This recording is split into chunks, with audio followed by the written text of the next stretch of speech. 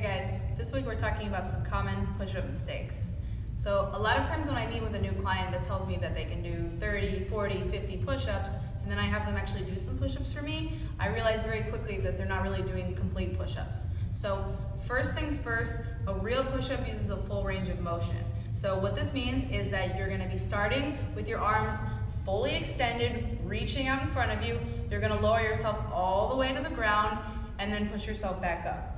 Usually people will either not go all the way down or they'll try to go too fast and they won't come all the way up at the top of the push-up. So here's what this looks like.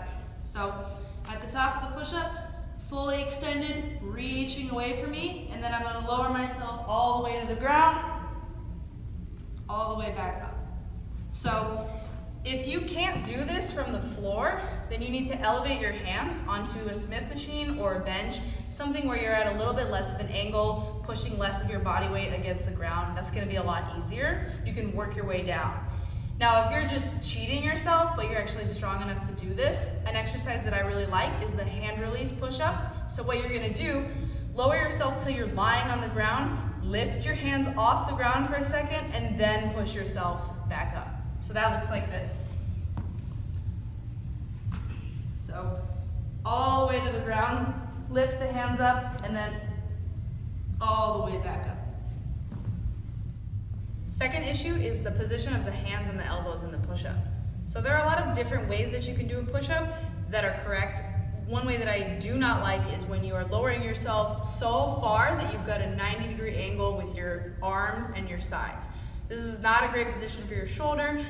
It's gonna not allow you to be as strong as you could be if you bring things in a little. So what I like for most people is a tucked position where we're at about 45 degrees with the sides. Now if you're quite strong and you want a little bit of a challenge, you can also do a strict military push-up where your hands are coming in at the sides. But definitely no more than about a 45-degree angle for optimal shoulder health. So last and most importantly, we need to keep a plank position as we do a push-up. So if you can't do a push-up from the floor without your back collapsing into a big arch, then you need to use the elevated push-up that I discussed earlier. So putting your hands up on a Smith machine or a bench, somewhere where you can maintain a good position. So a bad position would look like this. An arched back here, or for some people, we kind of stick the butt up in the air a little bit. A good position is right here. So we've got a straight line from my shoulders more or less to my hips. There's a slight bend in the hips going down to the legs, and I feel a lot of activation in my abs and in my butt.